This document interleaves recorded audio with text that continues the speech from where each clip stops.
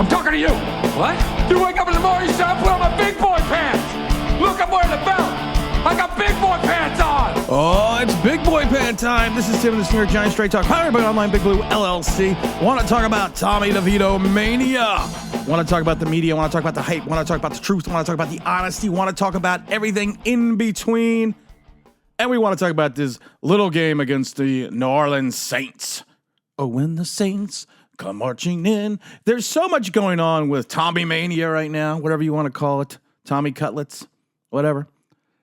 The whole Rocky references, the whole mob references, everything going on. And like I said, I just find it interesting in this hyperbolic issue we have in reference to racial appropriation and cultural appropriation that we are using all the Italian stereotypes for Tommy DeVito right now, and everyone seems to have no problem with it. And I've said it before, once he loses, that's probably going to go away rapidly.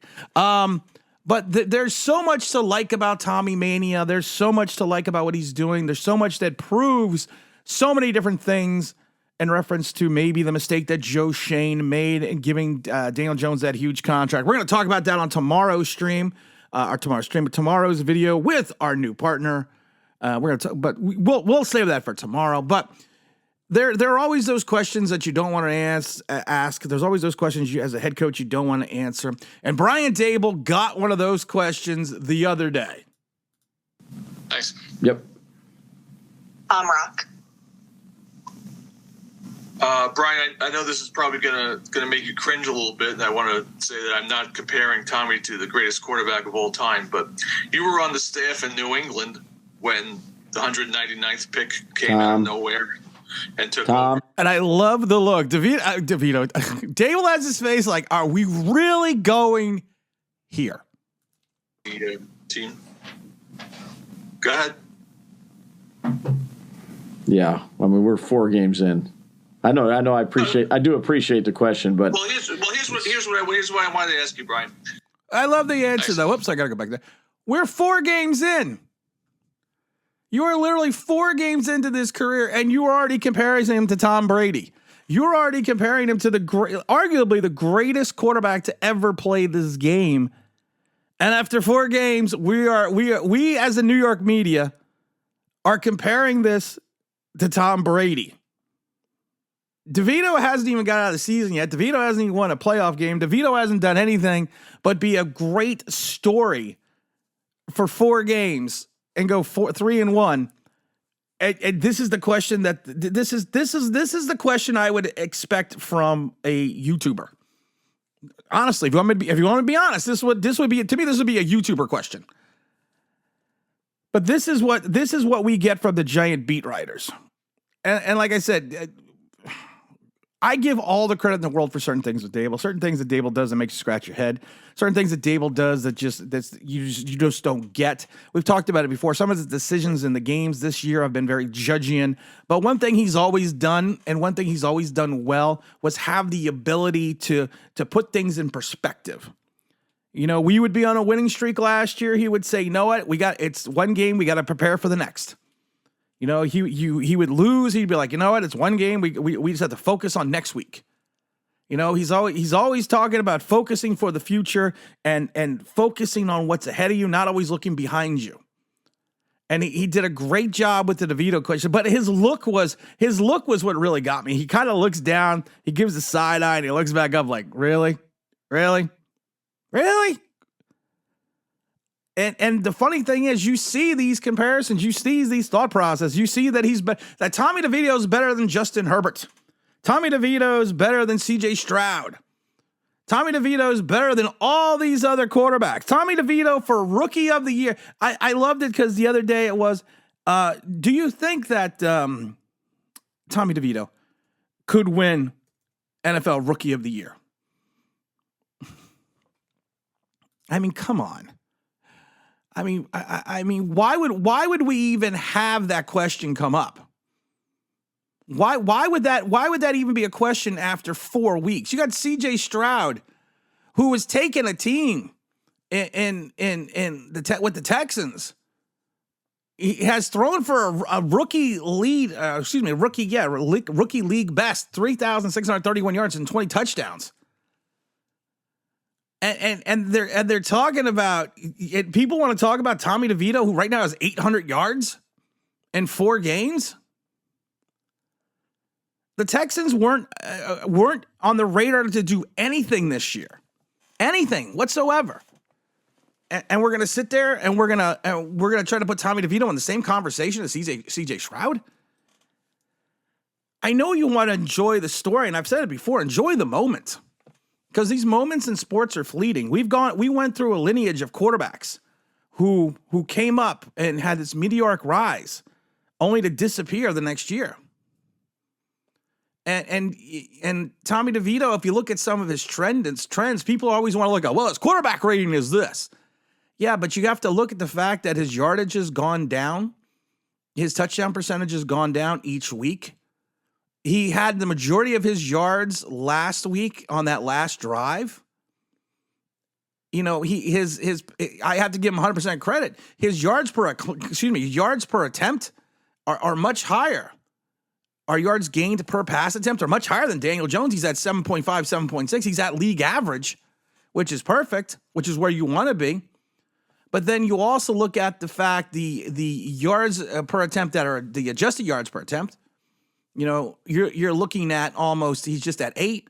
And the same thing, you're looking at yards gained per attempt. He's looking at 9. So he's only getting technically 2 yards after his completions. And like I said, he's steadily gone down from 246 to 191 to 158. People will talk about, well, the completion percentage went up to 81%. Well, you also have to look at what factors that considered in. And I said this before. You look at Daniel Jones. Daniel Jones had that great game in Tampa, but then he kind of slid for the next couple of weeks, and he kind of plateaued. That's what happens with rookie quarterbacks. That's what happens. Good or bad, and wrong or indifferent. That's what you get. And people want to say, well, he's 3-1. Well, technically, if you want, technically he's 3-3. And he played a good Jet team. He played a good Jet team in regards to the fact that defense, but terrible offense. It was a bad, to me, it's still a bad Raider team. He got whooped in Dallas. He beat a bad New Washington team, a bad New England team who defensively is better but has no offense once again. And he squeaked by Green Bay. So it's not like he's running guys out of the building. Now, this is not a knock. This is not a slight against Tommy Mania. Because he's doing something that Daniel Jones, a $160 million man, can't do. He's standing in the pocket and staring down the field and finding his receivers.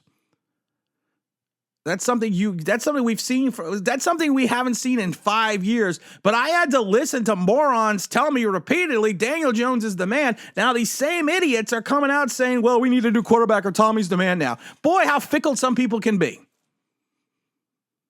People tell me that I don't change my opinions because you want to know why? I'm man enough to stick with my convictions. I don't all of a sudden just change my convictions with the prevailing wind because someone won a playoff game or someone looked okay. It's called a career.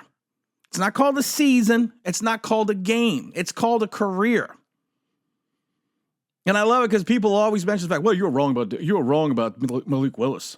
Oh, I'm sorry, but I've only been talking about Daniel Jones for 4 fucking years. And you are going to gauge a kid off of 4 games when Daniel Jones had 5 years. I hope Tommy Mania continues because I've said this in one of the other streams, I think it was. He reminds me of Jalen Hurts in regards to the fact that his teammates rally around him. I said it before. I have the unenviable task of watching Eagle games because of the fact that I live in the Pennsylvania area. So I watch almost all the Eagle games. And one of the things you notice, especially when Jalen gets knocked down or something happens or something goes wrong, his teammates are always there to pick him up. His teammate, and I've said it before, the offensive line treats him like that he's their kid brother. And they're there to protect him. They're there to pick him up. They're there to keep him safe. They're there to keep him in harm's way. And a lot of that has to come with the fact that Jalen always pulls out, sometimes, majority of the time, pulls out these miracle wins out of his tookish. And the team just rallies around him. And I see the same thing with Tommy DeVito right now going on with the Giants. The team rallies around him. The team sees something in him more than they saw in Daniel Jones. Maybe the same thing that they saw in Tyrod Taylor. That they're putting their body, they're putting their mind, they're putting everything out there, and he's looking downfield. That is the greatest thing that you could say about Tommy DeVito. I don't care. You want to talk about the 3 games. You want to talk about everything else. I will tell you this. He's looking downfield. And that's something we haven't seen in 4+ seasons. But I also cringe to the fact that I have this bad feeling in the back of my mind that Mara, Dable, and Shane are going to think the quarterback room is fine with Tommy DeVito and Daniel Jones. And I just don't see it. I see bad things happening again and another season in purgatory again. I hope the Tommy streak continues. It's fun to watch. He's fun. He's fun to watch when he plays. We're not going to get into it, but there are things that you see him do that you're like, how the hell is he getting away with? That he's probably not going to get away with much longer.